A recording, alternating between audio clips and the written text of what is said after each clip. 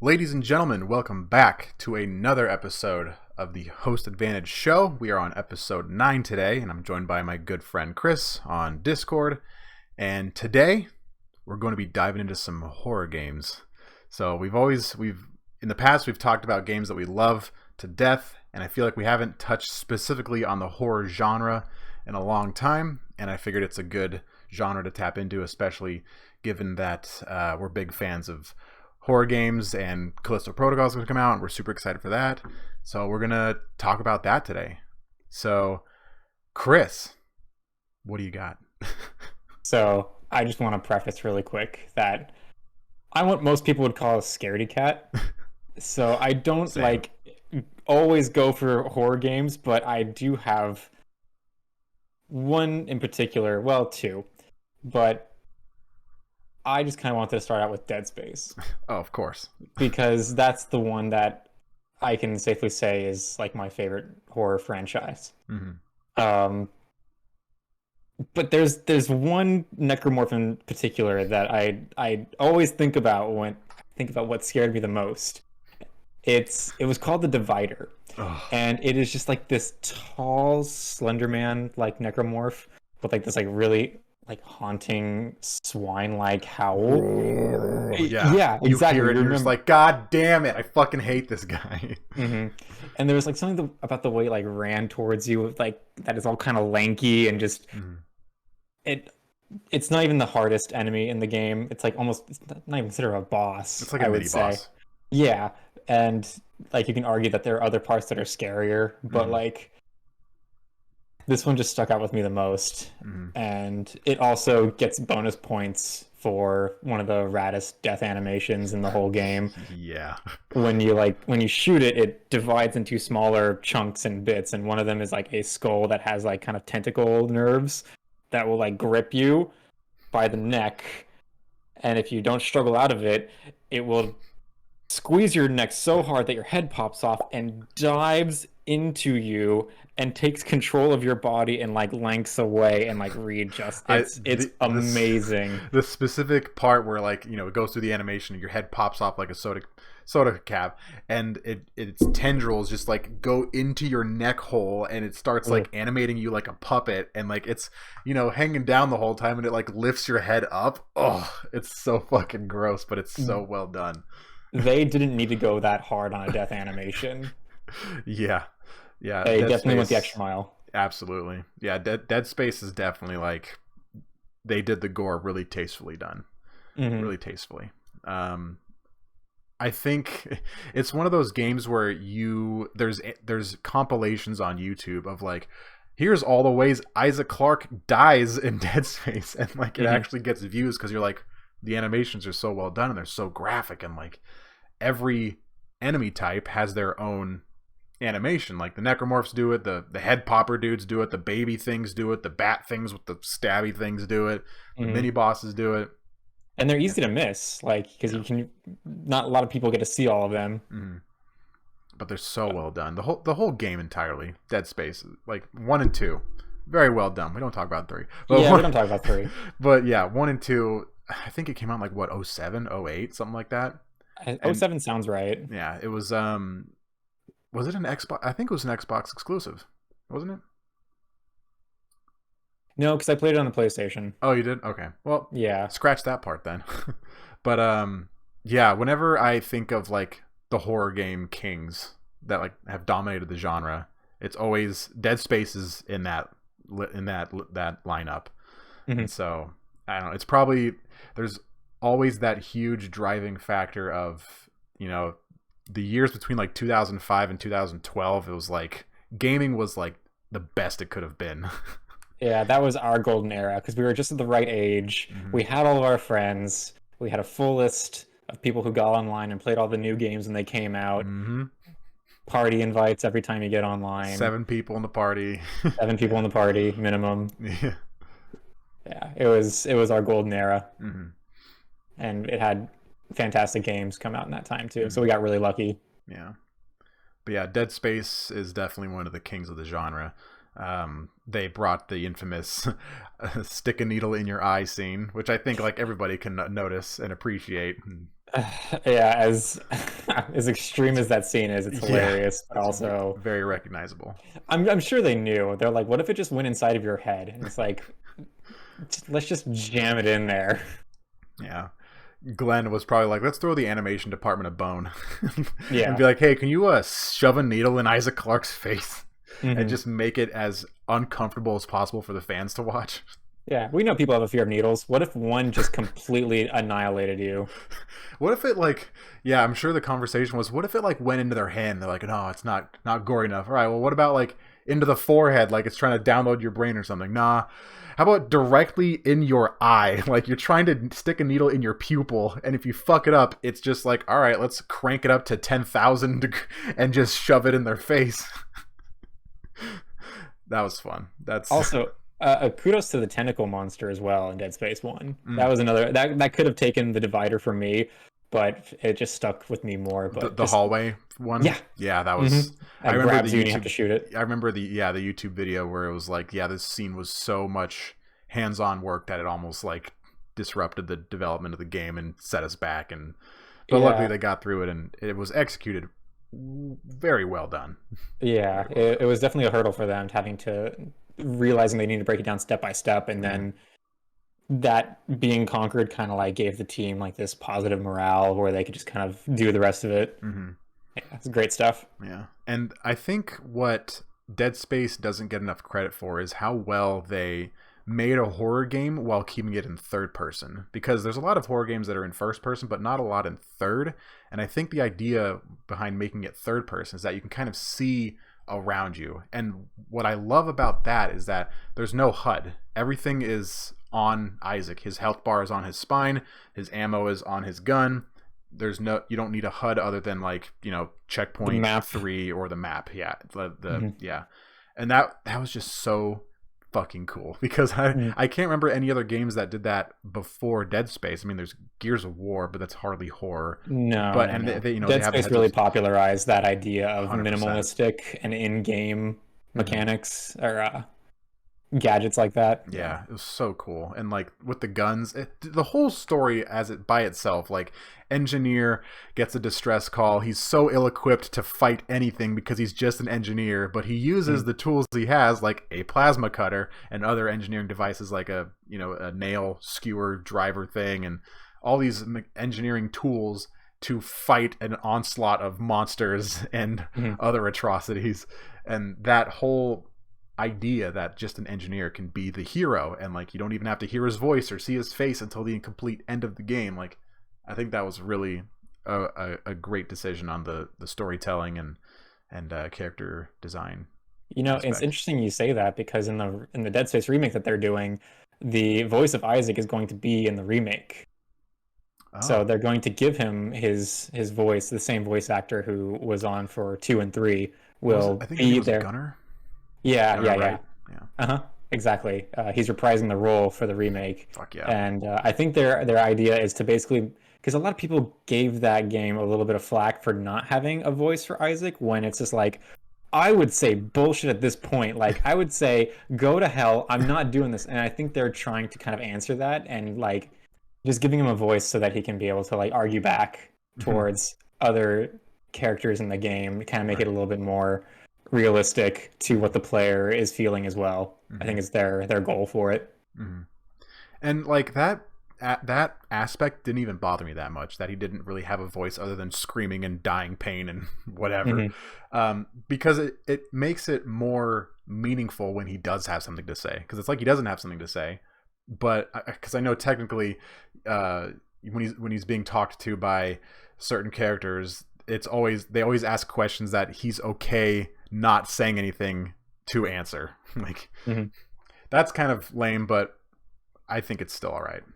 Yeah, I'm excited to see It's what they not. do. Just Yeah. because it's a good franchise. A lot of people love it, and I mean it's what we've always wanted, which is a current gen. This now being current gen Hmm. Dead Space game. Yeah, it's gonna be so. I'm so excited because Hmm. like everyone knows Dead Space. Like Yeah. no one's gonna be like never heard of Dead Space before. It's such a recognizable name and Hmm. franchise that everyone talks about Dead Space 1 and 2 primarily, and then 3 kind of fell off, but it's just such a great game. Mhm. And the idea, because like when it comes to zombies, you're like, oh, shoot the head, right? One that's your critical headshot, right? But you have to aim for the limbs, and they write it in the blood, cut off the limbs, and I think that was also a really interesting alternative to just the basic headshot thing, because it makes you like, oh, you can rotate your plasma cutter, and you got to aim for the legs or the arms or whatever's hanging off of them, and you the glowing yellow spot, like that shit was so cool. It also allows itself to give more unique character design too, Yeah. enemy designs, because you think of head crab zombies in Half-Life, and their heads are big, so you just target that. It allowed like, well, we need something easier for them to shoot at, so let's just give them like long mantis pincer claws, like, and that makes it scary because they're just two huge scythes. I think something that Cat guest star. I think one of the other areas that Dead Space did really well was there weren't a lot of cheap jump scares.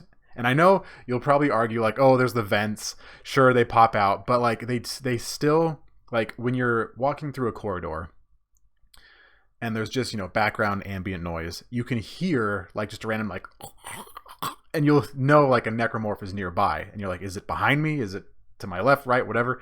And then you turn around and you see it, and then the music starts up and the violins are like, whoa, and you start fighting, and they just did that so well.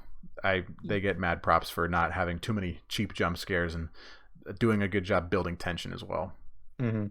Dead Space was one of those games. I felt like I was pretty young. I don't watch a lot of horror movies or anything like that. So playing a game like that, it was one of the first games where I was constantly aiming down my sight, walking around every single corner, no matter what. Like once I got the backbone to actually like know the game and understand what's happening, it became more fun for me to play. But I remember just in the beginning, just like breathing heavy and just like you hear the wrench drop in the background. And Oh you're like, yeah, I remember the sounds. Okay, and then good. Yeah. That's another thing, is good sound design, because like I think for horror, sound design and visuals, it's 50-50 split. Like without one, you don't have the other, and you need both. Like it's got to be really good. And like with the ambient sound design, like you're on a giant ship, basically abandoned ship. There's like barely any life on it other than necromorphs, and so like you hear every little like wrench dropping, or maybe a door opens, or maybe the power shuts off, and they do that so well because you're in this giant spaceship and it's just so like quiet and you're basically trapped, and that's such a horrifying feeling, is when you can't like hop in a car and go home. You're in the dark void of space. Yeah, the feeling of isolation is very potent in that game. Yeah. One thing I noticed when playing a Dead Space, this was the game that made me realize that when you up the difficulty, the game gets so much scarier because you're more vulnerable to everything. Everything's harder. Everything is more difficult to kill. You get less ammo, and so you're more reserved. And I think when you up the difficulty, it definitely enriches the horror aspect of the game for sure. Yeah, your survival feels more at stake. Yeah, when you're constantly being fed health packs and your health is always full and you always have plenty of ammo, it's not that scary, because you're like, oh, I'm the monster. Like I'm the one. A famous quote from when we played Dead Space 2, when you could custom, or was it 3? I can't remember. But you could customize your guns and have like rocket launchers attached to grenade launchers, and you just decimate any opposition that came through. Yeah, It's a different feeling. Dead Space 3. Yeah, definitely. I mentioned that the idea of being trapped in space adds to the horror aspect of the game, and with that, and as you know, I like to spoil my episodes with the shirt that I'm wearing. I'd be remiss if I didn't talk about BioShock, being one of the other fellow kings of the horror genres of the late 2000s. Again, being trapped underneath the sea, mind you, in like the 50s or 60s, I think it was, which was like another like super cool aspect of like, you have this future tech where you can build a city on the bottom of the ocean, but you're still like in this 50s 60s design. The fonts on saying Happy New Year, they're in that 50s 60s font style. Mhm. Everyone's kind of got Music, like jukeboxes, and everyone's the kind of got like a clothing. transatlantic accent. Like it's a really unique take on horror, which I thought was Mhm. really, really cool. It was so unique. And I remember specifically, it was 2007 or 8. I just downloaded the BioShock demo when demos were still a thing. And, the plane crashed. You swim to the lighthouse. You go downstairs. You go to the bottom of the ocean. The The bathysphere. bathysphere, yep. And, when it resurfaces and that dude is like, standing in front of the bathysphere window, and oh shit, and I'm getting excited. The spider splicer, disembowels the guy, Mhm. and then like flies, tries to open the bathysphere and then goes away. I was so scared. I would not leave the bathysphere. The door Yeah. opens. I paused and hit quit because I was so scared of spider splicers, and I eventually got the courage to continue the game. But man, that BioShock will always have this place in my heart as one of my favorite horror franchises. And even Mhm. though BioShock 2 didn't get as much attention, I still enjoyed the entire franchise. BioShock Infinite was like a complete, like, it's a huge leap ahead of the franchise. 1 and 2 had the aspect of being trapped underwater, and then Infinite was different because you're in the clouds now. And while the game was spectacular, I didn't get that feeling of being trapped, which was so essential to that horror feeling in the game. And because when you're in the clouds, I was just like, oh, and then I just jump off and see what happens, and you just respawn. So Mhm. it didn't feel as scary, but it was still Yeah, a I great mean, game.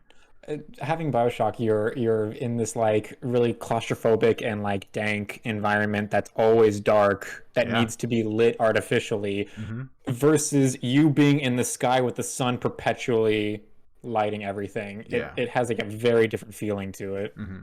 But I still love that it was basically the same. It was almost like the same opposite take. So in BioShock 1 and 2, it was, bottom of the ocean in the 50s. And then in BioShock Infinite, it was like the early 1900s, late 1800s, but you're in Mhm. a city in the sky floating in Colombia. Yeah, I thought that that was really fantasy fun. technology world that They made just all this flipped happen. it, yeah. But yeah, And plus, Big Daddies are rad. oh, they're so. I might get a tattoo of Big Daddy someday. I just love the old retro diving suit and the sounds they make, and Huge drill. the fucking drill. Ah, that trailer was so fucking cool. They did the trailers so well too. Yeah, Um, BioShock 2's trailer was rad. I yeah. remember that one with like the little sister being introduced or big sister being introduced. Oh yeah, the big sister. That Hmm. was so cool. I forgot about her. Yeah. That was so awesome. They did the character design phenomenally in these Mhm. games.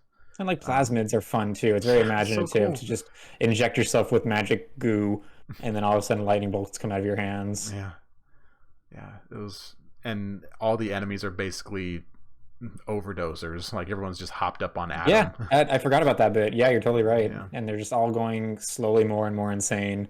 yeah. And again, BioShock is one of those games where you immediately recognize it. Like if I say a man chooses, you say, A slave obeys. like everyone knows that's the phrase. Hmm. And of course, the Would You Kindly is Yep. in Would you itself kindly? Yeah. a huge historic moment in gaming. Yeah. Like that reveal was amazing. That was so fucking cool. I Like love games the try to recapture that moment and make it their own, and it never works. BioShock has that crown. Yeah. They did such a good job making it like, sure, it's a horror game, but even just the action is fun. Like using the zap 'em and whack 'em 1-2 punch. Like everyone knows that one too. The Yeah. combat was super satisfying, and the horror was so well done. Like I'm sure you remember the scene where you're in like a morgue and you see a shadow of Yeah. a guy operating. Yep, and then the lights turn out and you're like, oh fuck. And you hear the water like Yeah, being disrupted because it's running away. So good. I love the way they build tension in those games. They do such a phenomenal job. Mm. I want to bring attention to a game that definitely scared me to the point where I had to put it down for a while so that I could build the courage to play it again. Oh boy. And it's not a horror game, but it's definitely something that I think a lot of people who have played it will agree with. And that is Half-Life 2. Oh shit. We don't go to Ravenholm. That part, it just terrified me. It was okay for reference. Yeah. Half-Life 2 was my first Half-Life game. I never played the original. and I'd never really been like immersed with like all the head crab zombies and like all the Vortigaunt and kind of that world of Half-Life. And so going into like just getting your gravity gun and going into like this dark environment that's filled with all the zombies, and in that horror filled area they also introduced the fast zombies for the first time in the franchise, which are just these like they're stripped of all their flesh and they have chunks of muscle missing. And I mean, what's worst of all is that they're fast. We're used to from this point just being like kind of like big sluggish like Yeah. like zombies, and these ones, they are now like introduced as like leaping across the buildings and like shrieking, and when they lunge at you they have like this like "Ah!" like this Yeah. like quick cut scream, like kind of sounds like a stock scream sound effect, but it's like kind of sped up. And it's I had to put it down. I couldn't do it for a while. That's a sign that it's a good game. Is and like you just get the gravity gun too. So I remember like, oh, I want to use this. This looks fun because you had like your practice with like basketball and like playing fetch with dog and like it. Ravenholm couldn't do it, but I did. Such a man. Yeah. Another game that I wanted to mention on this episode was Alien Isolation, which we played it together, but we had like I think we had incorrect expectations for the game. Like, oh, it'd be like a first-person shooter, you kill monsters, people, whatever.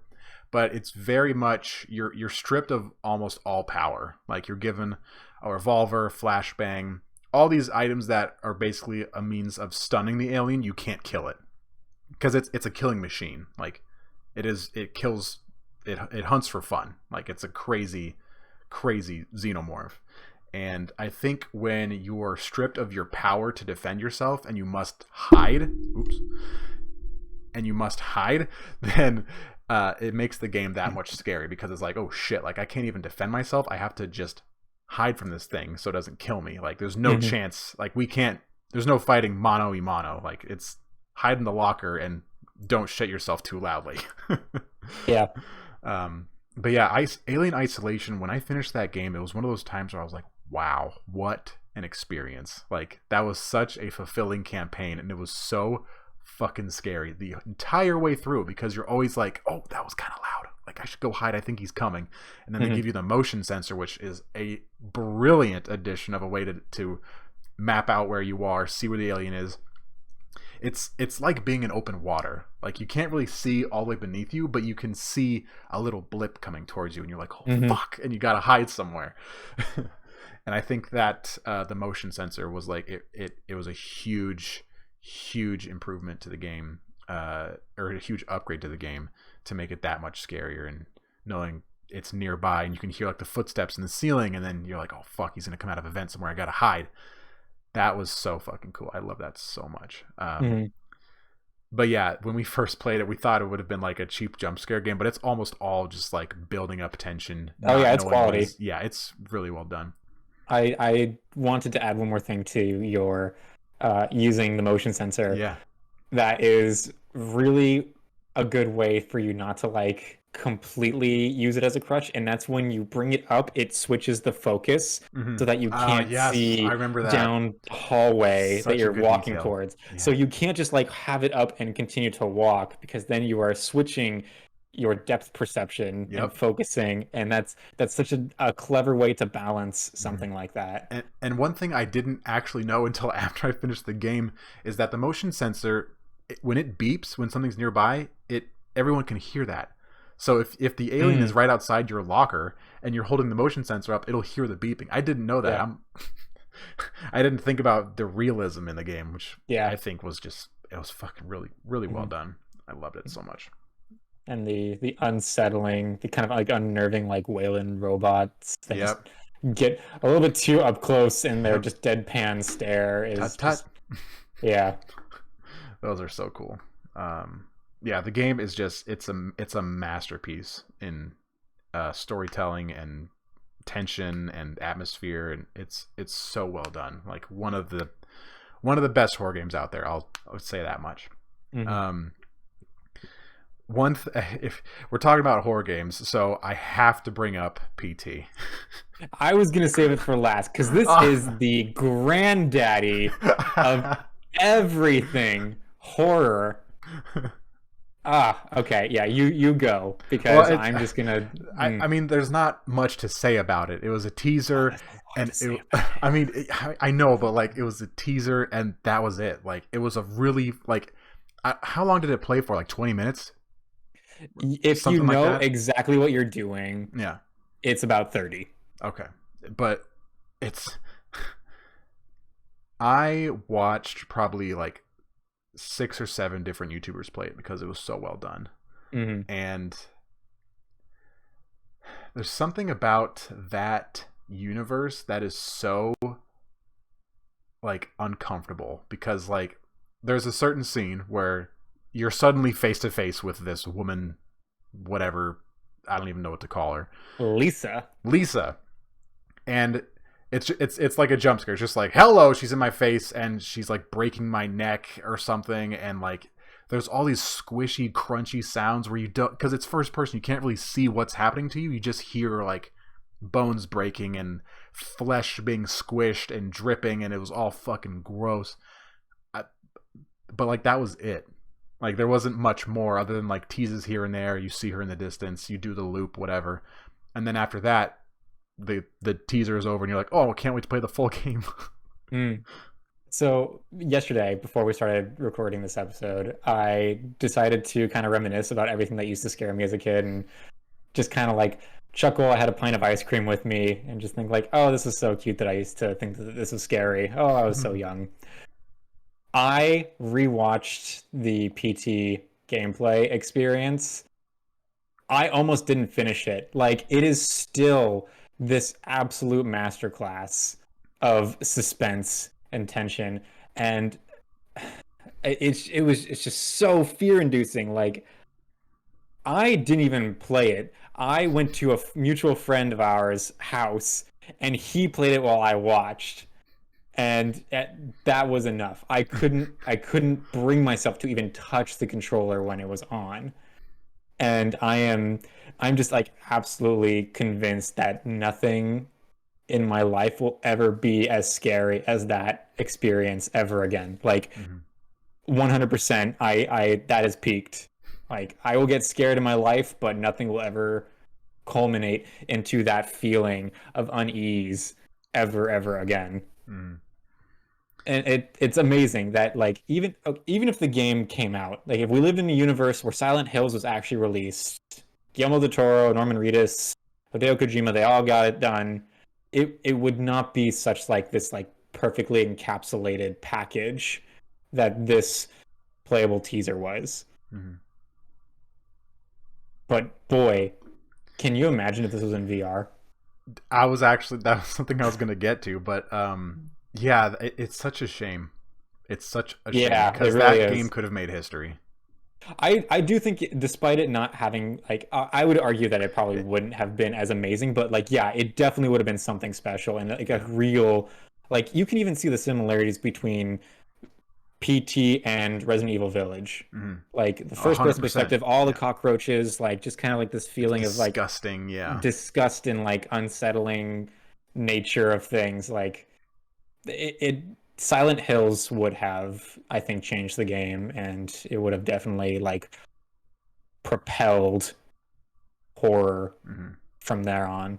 Yeah, it's so weird that like a teaser for a game is so historical. Like if there was a history book on video games, this would be in it.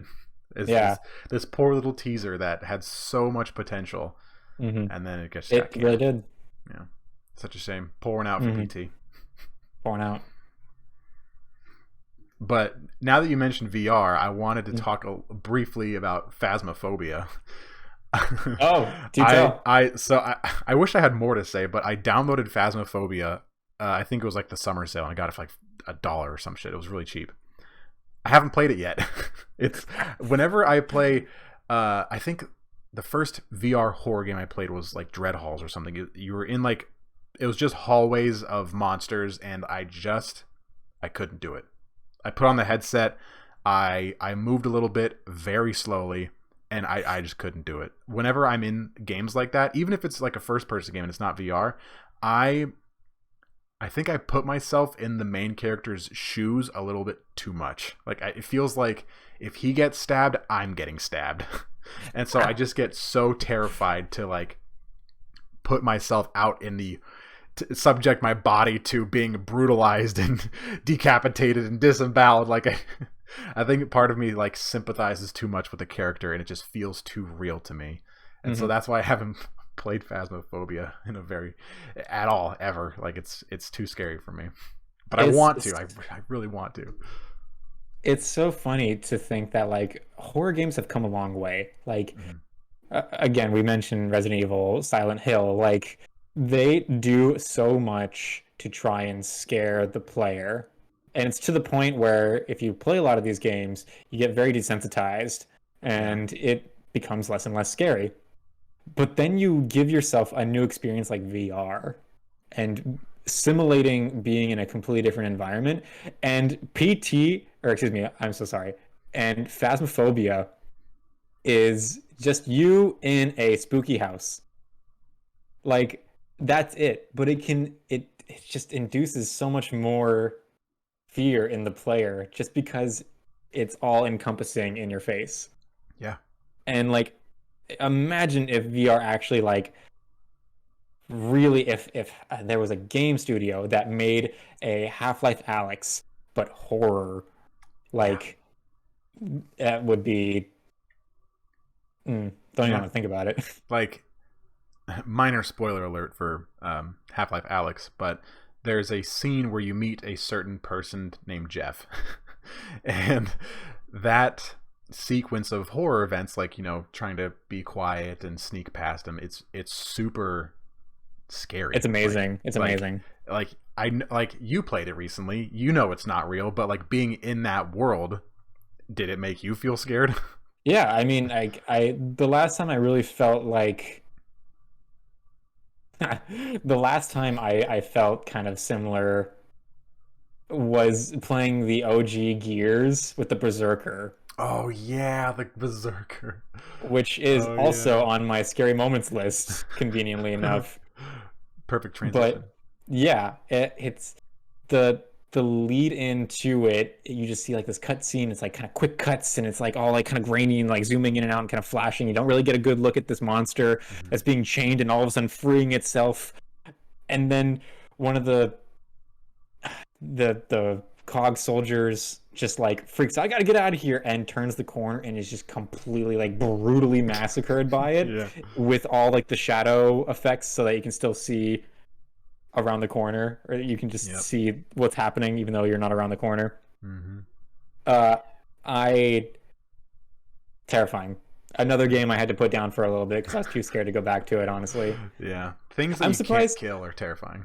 Yeah, I mean, I'm surprised Luigi's Mansion didn't scare me, is basically what I'm trying to say. Because, like, that scene in particular was, like, you couldn't use your guns. You had to sneak by in a game where you were all about being loud and going in guns blazing and just shooting everything in the forest Predator style, like, just unloading your clips into everybody.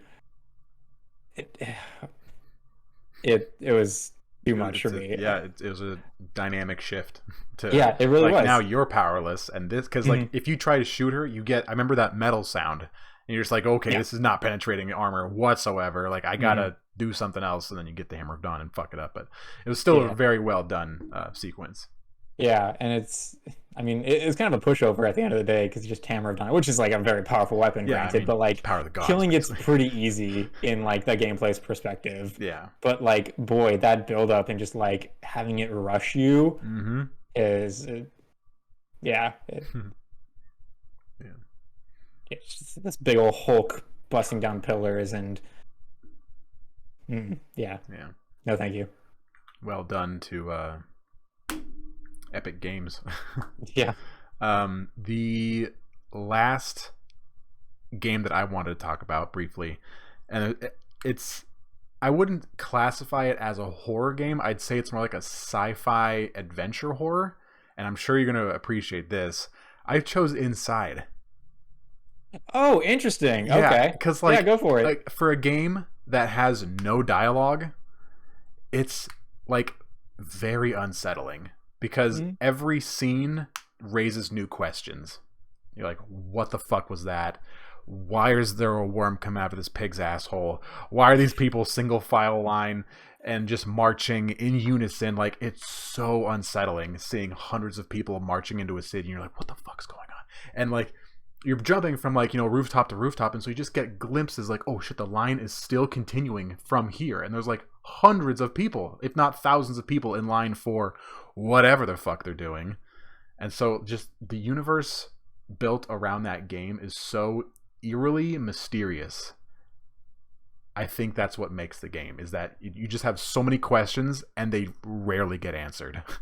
And so it's all speculating on what does this do? Because I remember after I beat the game, because I almost beat it in one sitting. I downloaded it at like midnight or It's a something. pretty short experience. Stayed up until like 5 or 6 in the morning. I was like, I'll finish it tomorrow. And then I finished it another hour or two.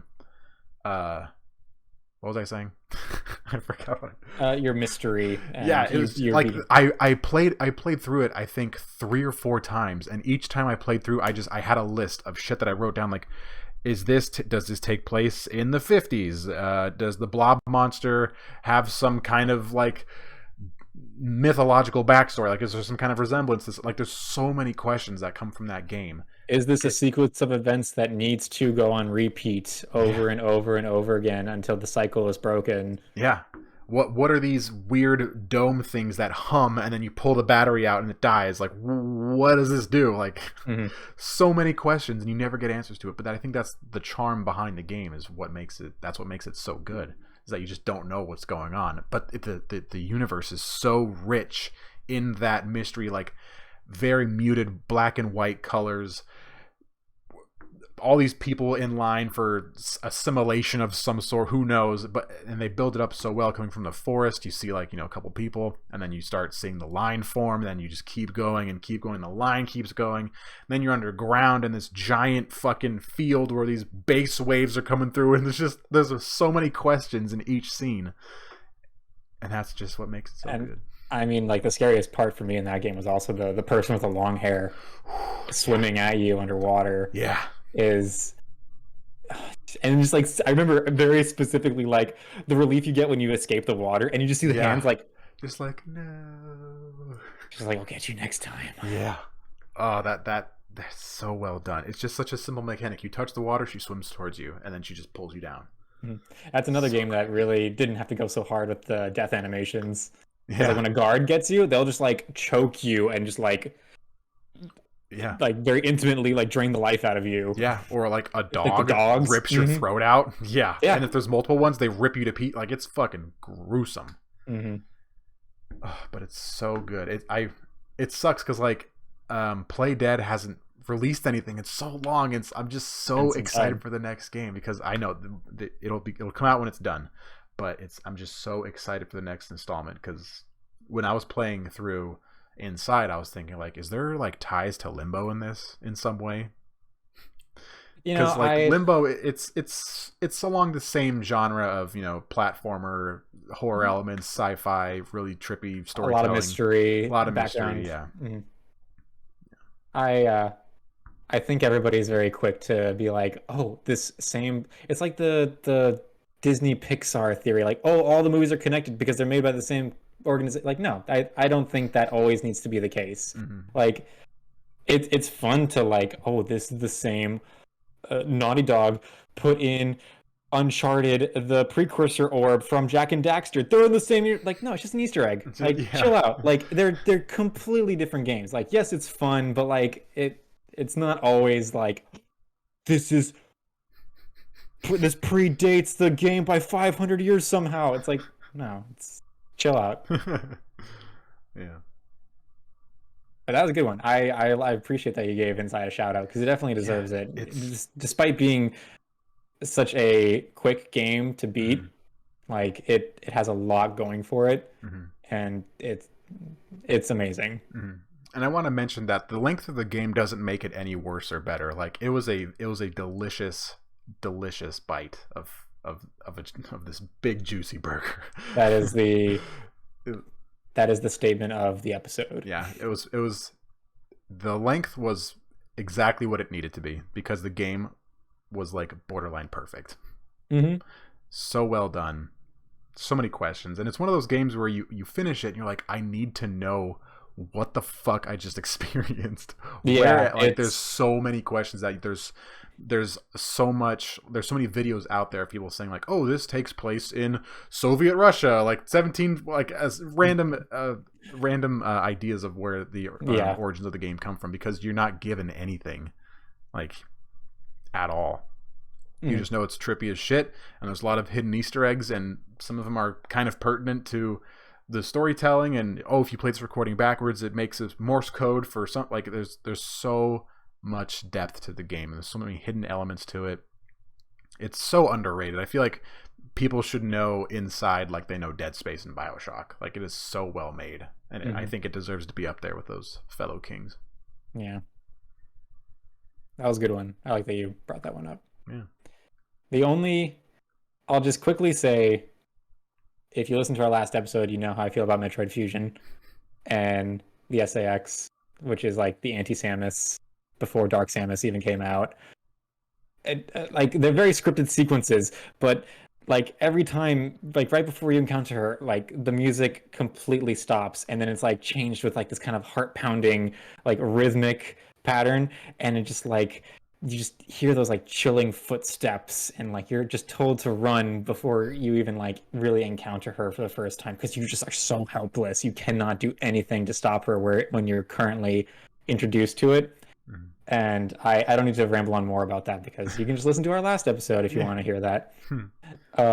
But the absolute last one I wanted to bring up, and this is just another horror moment. I'm sorry if I'm dragging on about this, but good. Like this one also really scared me as a kid.